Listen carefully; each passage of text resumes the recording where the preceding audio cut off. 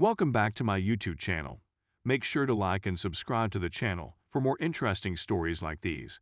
Now, let's get into today's story video. My wife refused me all year. Found out she cheated and got an STD. So as a little background, my wife, 31 female, and I have been married for 3 years and have been together for 5 years. The last 2 years have been very difficult for her and me as she completed a master's degree in a highly competitive program. The program's last year was last year, and it really pushed her. We didn't spend much time in the bedroom at those period since she was either studying or in class. She completed her master's degree in June of last year. I expected things to start up in the bedroom when it was finished, but they haven't. She still turned me down all the time, despite the fact that she was stressed about finding work. It's gotten to the point where the last time we had sex was in April of this year. Every time I attempted to initiate, go on a date night, or be romantic, she was too weary to respond. I'd even told her I'd settle for foul words every now and then, but she didn't want to do that either. I proposed that we go to therapy. She said that she would look for a counselor she loved. I sat there waiting. I inquired once more. She referred to me as self-centered. I finally gave up. I went insane for the first several months, and then I decided to just concentrate on myself, start working out, and continue doing my own thing. We had a really nice relationship before the absence of sex, but now it's more like roommates than husband/wife.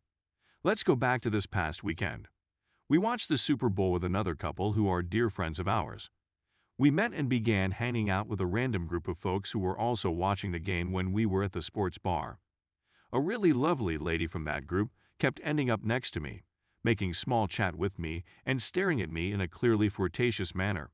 I kept it tidy while maintaining the banter. When the girl left to the restroom, my wife brought me over and said something to the effect of in front of our couples friends, "That girl is obviously interested in you. I don't want you to speak to her." Something about the way she said it to me sparked something in me, and I simply said, "I'm just glad to have your attention, sweetheart. It's been a while." "It's been over a year." She seemed perplexed. Then I became enraged. Then he became angry. Our companions just turned around and resumed watching the game. The second girl then returned and introduced herself to my wife. My wife went away, and our friend's wife followed her. We quickly exited the pub and shared an Uber back with the other couple. We got into an argument, which we seldom do, over her lack of enthusiasm in going to therapy, and she told me she felt I was selfish and uncaring. We haven't spoken much since then. I don't want to terminate my marriage, but I don't see her making any concessions. Before I file for divorce, I'd want to know if there is anything we can do to rescue the situation. Update 1. On the Saturday after my first article, I attempted to chat to her about what I thought was lacking in our relationship. This did not go as planned. The next Saturday, I went out and got an apartment with a lease that began on March 1st. I returned home and informed her that I would be leaving.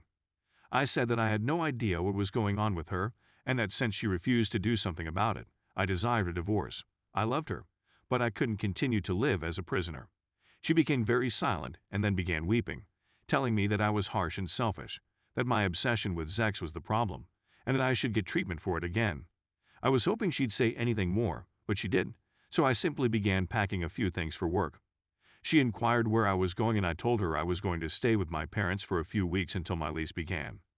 When I informed her I was going to stay with my parents, she became quite silent and asked whether I had notified my parents yet. Sirens began to sound in my brain right away. I said that I had not done so. This was a lie.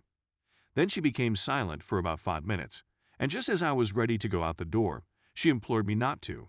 She wanted to converse. Then she said something that I didn't want to hear.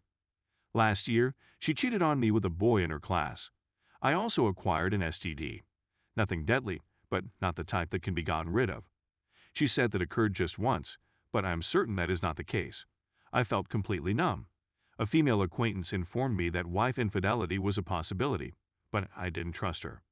I remained silent as my wife spoke, mostly because my thoughts was racing, but also because I didn't know what to say.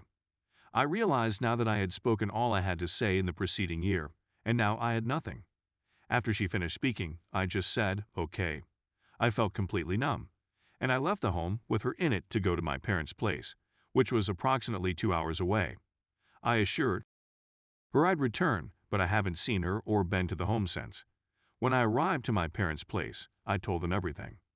They apologized and said they could sense something was wrong for a few months. I had intended to return to the home, but my mother advised me not to do so if I was going through with the divorce. So my mom and father went to get me a few personal goods. I left everything else. I also phoned a lawyer and instructed him to contact the wife in order to begin the divorce proceedings.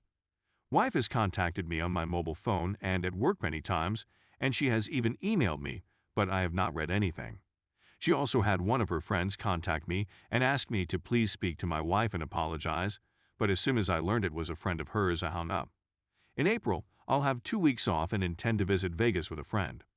My parents and friends have been really encouraging, and I truly feel better than I have in a long time. I never saw myself being divorced, and I felt like a failure that first week because I knew my marriage was gone. But my father said something to me that I have repeated to myself several times. Someone else's wrongdoing makes them the failure, not you, sir. This weekend, I spent time with a coworker with whom I've always gotten along. She noticed I was missing my ring at work last week and inquired as to what had occurred. My wife and I were divorcing, so I informed her. She hugged me in the workplace, and it felt like the finest thing in the world. This weekend after work, we went out for a few beers, chilled out, and had a good time before returning to my apartment. Obviously, I'm not ready for or desire a relationship, but it felt so amazing to be in a bed with a lady who was so comfortable and welcoming. I was extremely relaxed. I know the divorce will be difficult, but even with all that has transpired this weekend, I believe it will be worthwhile. Update 2. This is the last update for those who messaged me and wanted to know how the divorce was progressing. I'll address all of your queries here. Have I spoken to or seen my wife since I left the house? I haven't spoken to or seen soon-to-be ex, STBX, since I moved out. She tried phoning me for a few weeks, but I had stopped answering any strange calls. She left me 2 weeping messages, but they stopped shortly after the attorneys got involved. Is the divorce going well? I provided the spousal support amount he recommended in a flat payment via my lawyer. She could have everything she wanted in the home. I attempted to keep the talk as short as feasible and as straightforward as possible. I discovered out around a month or so after I started that she had been telling her friends that I had been emotionally abusive to her, that I continued putting pressure on her to do sexual things she didn't want to do, that I was opposed to her earning a graduate degree. Of course, all of this is a lie, and I nearly phoned her back to urge her to cease her bull. This is the only time I can recall feeling enraged, but happily my parents and friends just encouraged me to let the lawyer handle it, not to contact her, and not to lose my cool for even a single second until the divorce was finalized. I also found out via common acquaintances that she has a dating profile on a dating app and is dating. Lawyer says it's a good thing, and I tend to agree. There is a lot of information that attorneys inquire about. It's strange having someone you hardly know ask you extremely precise questions about your sex life, money, and other highly intimate matters. Overall, this stage of the process has been the most difficult for me and has left me exhausted. On the good side, the lawyer believes everything will be completed within a few weeks, allowing me to finally be free. Did I inform my pals that she had cheated? Yes, and she was diagnosed with a STI. And we hadn't tasted sex in over a year. I had to explain why I had simply gotten up and departed. I was completely honest. I'm not going to be ashamed of her. How much does divorce cost? I can't tell for sure. A one-time buyout should cost between $100,000 and $150,000. Did she give me a STI? No. I got myself examined once shortly after she informed me and again after then, and I'm okay. Is it likely that I will remarry? A resounding no. For me, the previous 3 years have been emotionally taxing and suffocating. Every marital cliché I'd heard before getting married has come true. My wife deserved it. In addition, she did not hold herself responsible in the marriage. She continuously reminded me of my obligations and her rights. She blamed me for everything horrible that occurred to us, and she insisted on her emotions becoming my facts. Worse, she would easily transfer her errors and shame onto me and force me to bear them instead of dealing with them as an adult. And I notice it wherever I look. I was taught to think that husband and wife were partners in everything, each other's responsibility, but when I look around, all I see is the message that women are overburdened and that males are the issue, that women do not need males, that if a woman is dissatisfied in her marriage, It is the responsibility of the guy. And maybe she can do better. I see it in the marriages of several of my friends. My friends' wives constantly show disdain for their husbands, and I felt the same way about STBX. My mother once told me that women nowadays compete more than they collaborate, or something along those lines, and I can see it 100% of the time when I look at my friends and their marriages, as well as mine. Most of my friends have children and feel imprisoned. I understand now that I was already really happy before I met my wife. I didn't have a single desire. My company was doing well, and I was having a good time. I married because I felt it would improve my life and make me happy. That we would merge the greatest elements of our life for our mutual benefit, so that our future children would have the security of two committed and amazing parents. But now I see that after we married, I essentially started financing her life. She expected me to do what she wanted and to let her do what she wanted. She benefited from a better life, whereas all I received were responsibilities. That's the most truthful way I can describe it. According to the Bible, it is preferable for a man to live alone on a roof corner than in a home with a quarrelsome lady. I concur. I get nothing from being married. I don't think I'll ever get married again. Do I yearn for her? No.